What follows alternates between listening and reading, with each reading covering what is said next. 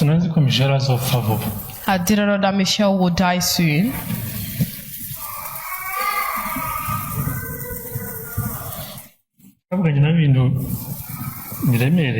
I spoke to him about sensitive things.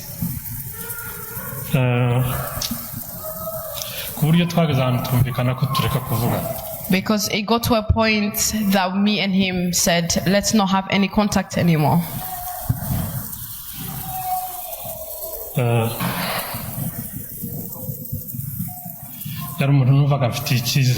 He was someone that I believed in.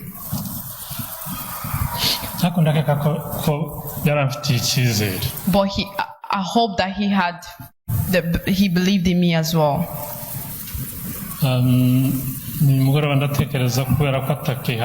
This afternoon, I think he's not here anymore.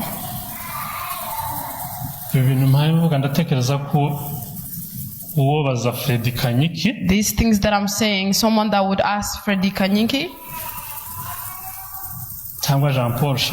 or Jean-Paul Njaka. Sematanga is still alive.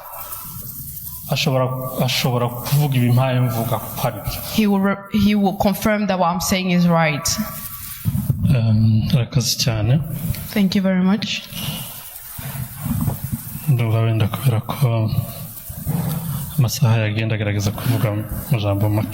the time has gone, I will say it in short. 2 years now.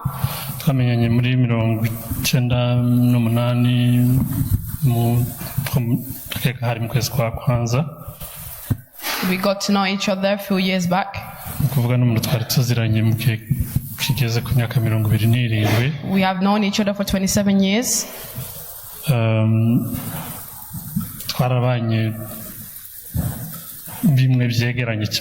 We lived together, as in we were very close. He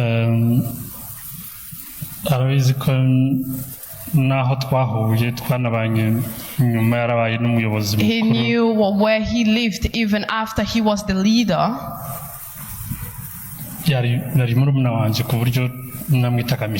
He was my brother in a way that I called him Michel.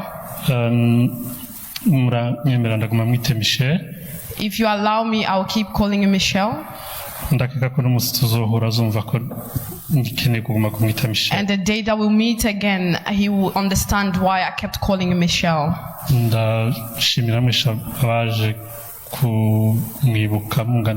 I thank all of those that came to remember him. I want to feel sorry for all that you are here. And those family members that are close.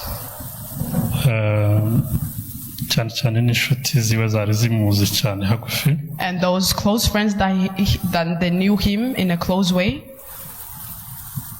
May he keep strong. I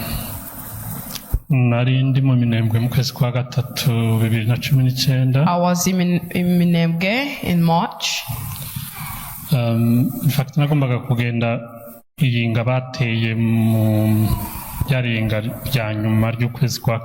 had to go in the week before the month they were fighting. From Uvira.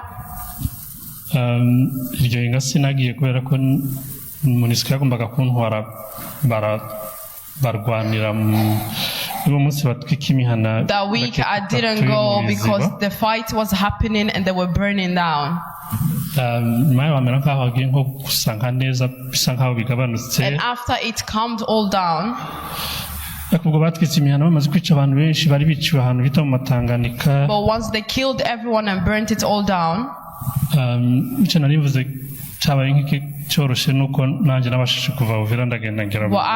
what I meant by it was calm down is it was easier for me to come from where I was to another city. Once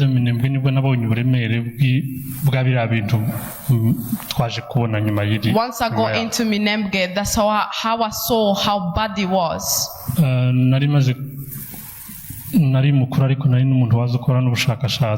was quite old, but I was also researching. I spoke to many. numva ngize ubwoba bwinshi bwa bundi umuntu azagira bumwe pastor yavuga. And I felt scared. Umunsi umwe nicaye ku kibanza cy'indege cyo ku Kiziba. Once I sat down in an airport in Kiziba. Mvugana n'abagabo bari nka batatu niba batari bane. I spoke to 3 men or 4 men. Bari mu bayobozi ba Twirwaneho. They were part of the leadership of Twirwaneho. Ndagira ngo mwayumvise yatangiye kera. I think you heard it now. They have started some time ago. Bansobanurira ibintu numvaga biteye ubwoba, sinari nzi ko hari ikintu kizosubira kurokoka harya hantu. They explained to me some things that I was afraid of. I didn't know that you could get away from that place. Ndacagira message nandikiye abantu uwo munsi. I still have messages that I sent to people that day. Mbabwira ngo ibintu nasanze hano hantu. Me telling them what I have found in this place. Hataboneka abantu b'abagabo bahagaze. If they didn't men that are standing up come. Nta kintu tuzorokora muri iki gihe. There's nothing that we could get away of in this time. Ndatekereza ko hariho ubuzima. Thinking there was a life. Ku buryo mu makwe ayandi abantu baza batangamwe inkwano. So the weddings, them times. Was it dawn? Dawn. Yeah. Dawn that time. Ko hazagamo n'imbundi. That will come guns there as well. Umuntu yaje gusaba umugeni. Once you go ask for the bride. Bakamutegeka ko bazana inka n'ifaranga. And they tell him to bring a cow and money. Akagerekaho imbundi. And you have to put a gun on top of it. Ibyo bintu byari bigamije ngo ko birukana abanyamurenge muri kiriya gihugu. That time it was meant for the Banyamulenge to get pushed away in that country.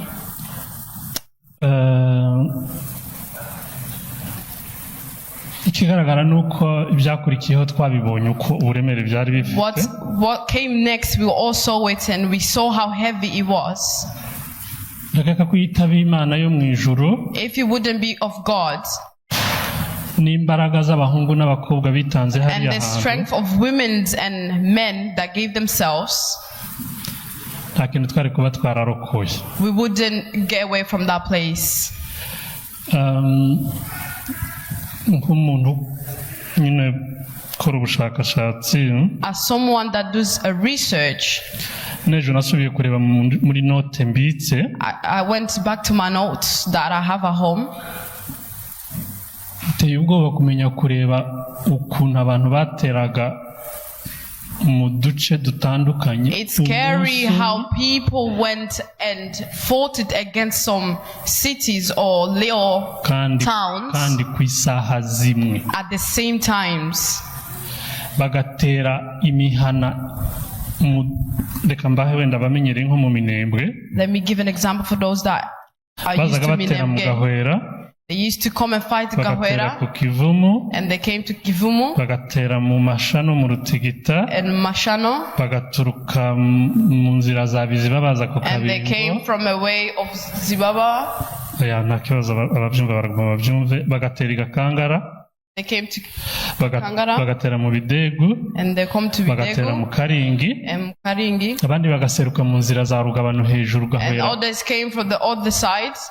Ibyo bintu bikabera umunsi umwe. It happens on the same day, ku masaha yegeranye, and close times. Uko niko Mibunda yasenyutse. That's how Mihunda was destroyed. Uko niko Kamombo yasenyutse. That's how Kamombo was destroyed. Ni ibintu byari biteguye mu buryo bunini. It's something that was prepared in a big way. Abizi ko baza batekereza wenda buryo butandukanye nuko njewe mba mbireba. There's some people that think in a different way in the way that I see it. Ariko nkomeza kubibona nk'ibintu byari biteguye. But I saw it as something that was prepared. Kandi nk'ibintu byari biteguye kurimbura abo bantu. And it was prepared to destroy those people. Hari n'ubuhamya bw'ahantu abantu mu Kamombo sinzi ko wenda uyu mwanya bari reka nihute wenda. Let me go quick. Bagiye kubabwira mu bushakashatsi namaze gukora nabonye nuko mu Kamombo, the research that I did, I saw in the towns of Kamombo, Kamombo, Mikarati, Kabara, in all those little towns, because of their beliefs, those people didn't even have guns. They were different than those people. They were different to those people. They used to fight the towns and tell them, get out, but don't go to Minembwe, but go to the way that goes Ibijomo. Bijomo was already destroyed because they started fighting against that town since April.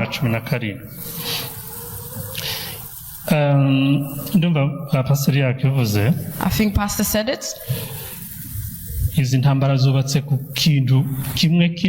These wars are built on one big thing, so that say that Nyamulenge people are not qualified enough to live in Congo because they think we are guests or visitors in Congo. Guests. Refugees. Yeah. Refugees in Congo. Yeah. Is refugees or at least strangers. Okay.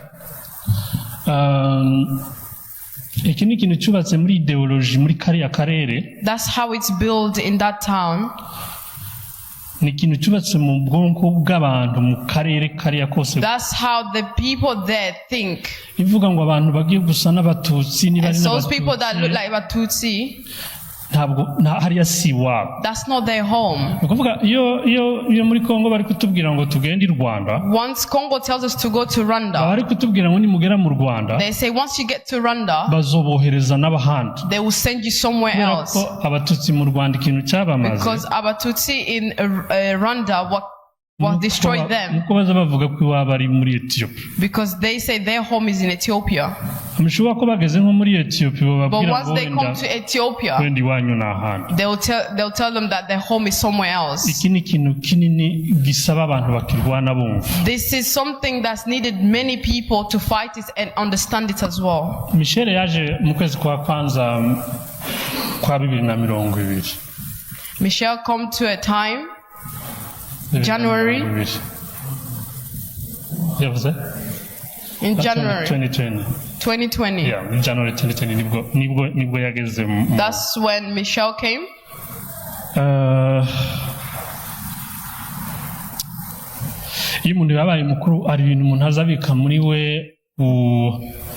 Once someone gets older, there's something that they keep in their head, and it's very hard for them to tell it to people.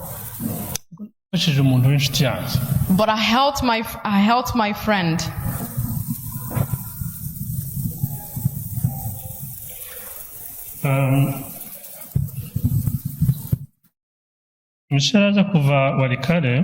Once Michel came from Marikale,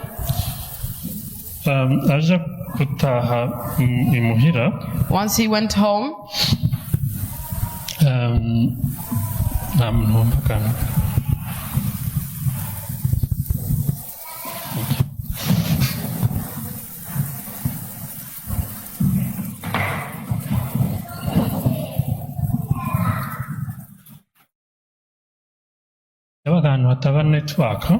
he lived somewhere there's no network. And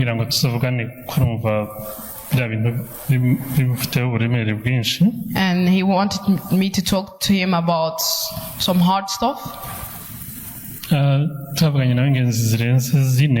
I spoke to my friend more than 4 times. They used to ask him to get away from the place that he worked because we spoke about hard stuff, sensitive stuff. nyine hari umutekano wiwe. And he went to a place that he's comfortable.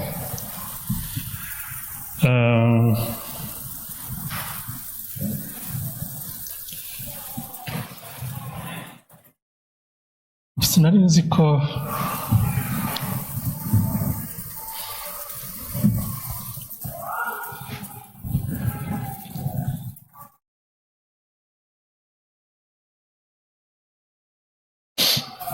Michel azopfa vuba. I didn't know that Michel would die soon.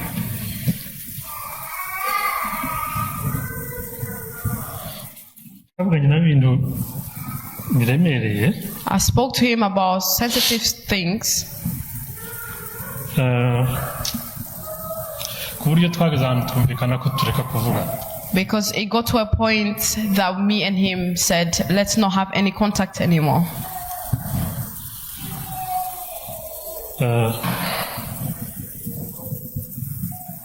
Yari umuntu numvaga mfitiye icyizere. It was someone that I believed in. Ariko ndakeka ko yari amfitiye icyizere. But I hope that he believed in me as well. Nimugoroba ndatekereza kubera ko atakihari. This afternoon, I think he's not here anymore. Ibintu mpaye ndatekereza ko uwo baza Freddy Kanyiki. These things that I'm saying, someone that would ask Freddy Kanyiki cyangwa Jean Paul Shaka or Jean Paul Njaka. Sematama waracyahari. Sematanga is still alive. ashobora kuvuga ibimpaye mvuga ko ari byo. He will confirm that what I'm saying is right. Ko muri bimwe byatumye turuha tukavugana nawe ko tutazoguma kuvugana. Because of the things that we decided to not have contact anymore. Nicyo kirimo. That's one of the reasons. Kandi ngitambuke. Yakoze ibintu amaze kugera hariya kubera ko n'umuntu w'umugabo. He did things once he got there. Numva mzehe yabivuze. I think our grandpa said it. I won't repeat it. Ariko reka mbabwire ibintu byamurangaga namukundiraga. Let me tell you things that I loved about him. Abantu bamuzi mushobora kuba muzi ko agiraga inkovu hano. For the people that know him, you know he has a scarf on his arm. Umunsi bamurasa ari asaso igitambara nari mfite mu mutwe ninje bakimuhambira. The day that they shot him on his arm, the thing that had on my head, I tied on his hand. Twari ku Kavimvira. We were at Kavimvira. Mayaho yagize ibibazo byinshi bikomeye. He went through a lot.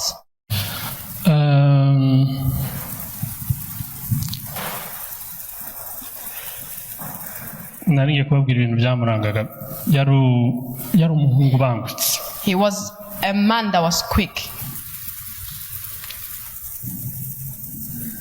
Ukuvuga uri kugendana na Michel. Once you walked with Michel, wari uzi ngo ahantu uri gucikanira ugeze mu gacikane niyiruka agiye kukugeraho ariho. You knew if something would happen to you and he runs towards you, he will be fast enough. Niba haba urugingo rugira ubwoba mu muntu.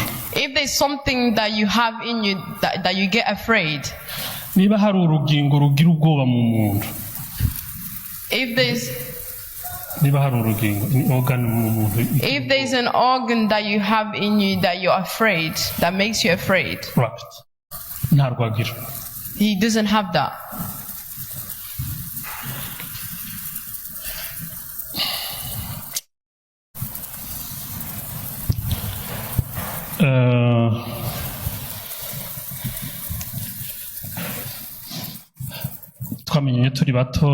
I knew him since we were young. We grew. Our brain started developing and we saw many things.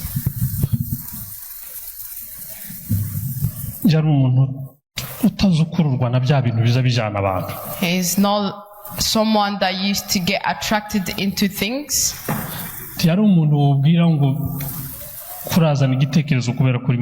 It's not someone that you bring up a suggestion and he will follow you just because you're a family or someone close to him.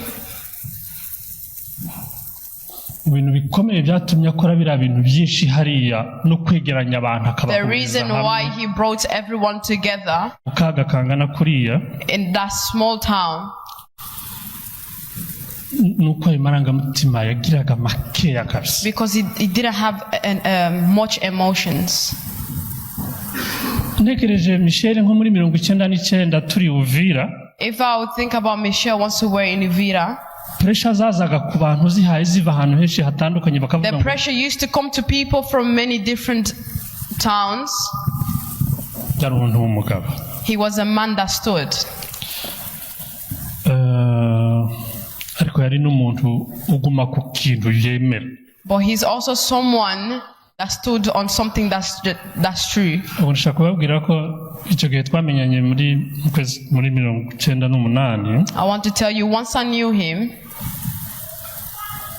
kugeza umwanya muto twavuganye nawe ku minsi 17 hasiba umunsi umwe agapfa kuri 19 and he died on the 18th day. Yarambwiye ngo simfite umwanya wo kuvugana nawe uhagije kubera ibibazo biri hano. He said, I don't have enough time to speak to you because of the things that's happening here. Ariko ndacyari Michel. But I'm still the Michel that you know. Ni Michel utazoreberera ko abanyamurenge barengana. I'm the Michel that knows what's happening to Banyamulenge. Utazoshira inyungu zanje imbere y'aba bantu naje kurenga. I'm Michel that won't put my own things before these people. Ndumva nkomeye ko Michel atabaye umuhemu. I feel strong because Michel didn't disappoint.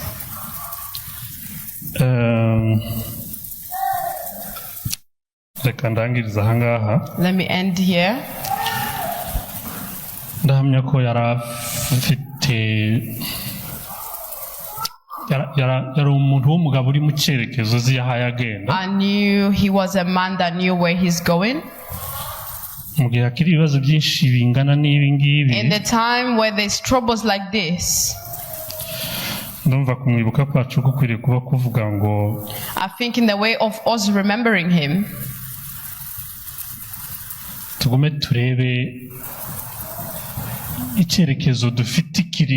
let's keep looking to where we are or where we're going. The wars have many different ways how to fight it. He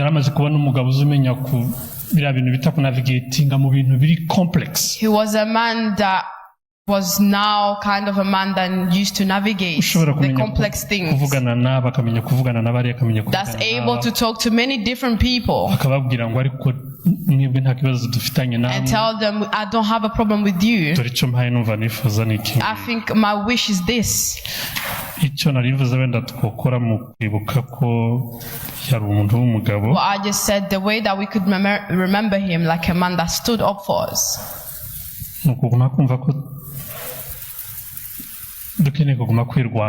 Is to understand that we have to fight for ourselves as well.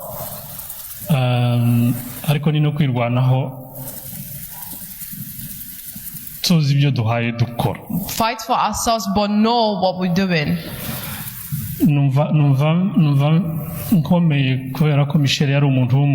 I feel strong because Michel was a man that stood. It wasn't a man that you could just tell him words by the power of other people. Michel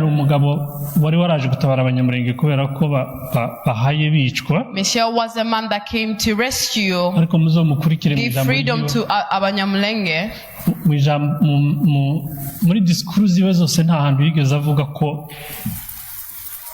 In all that he said, he didn't say that his things should be put first than others. He's the man that said, let us live as well, but you should live as well. It's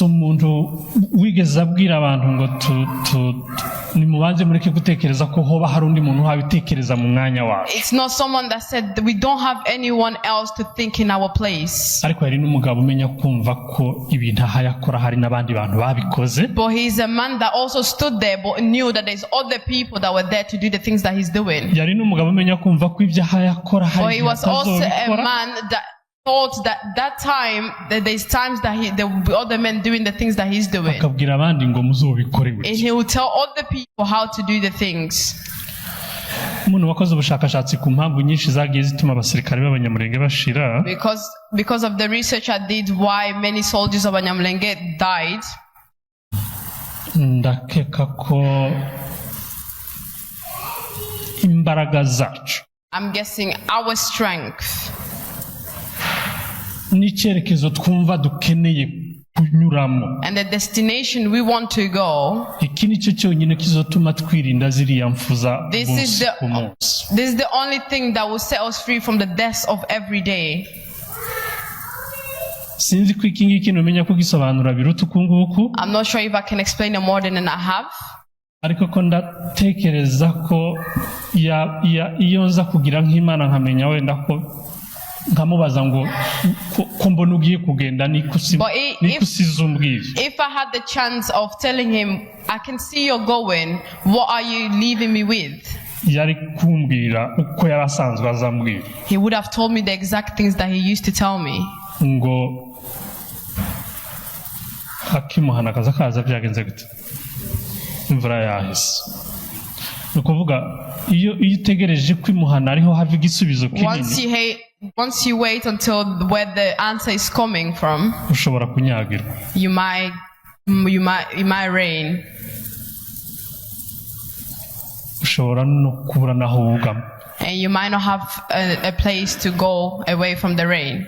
Turi abantu berekanye ko dufite imbaraga zishobora gukora ibintu byacu. We are people that show that we have our own strength, that we can do our own things. Mwibuke ko imbaraga zanyu arizo zarishije abantu mu minembwe. Remember that your strength is because people there back home had something to eat. Imyaka 6. For 6 years.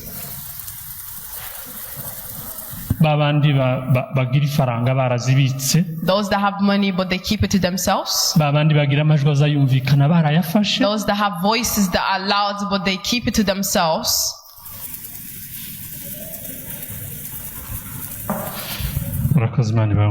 Thank you, may God bless you all.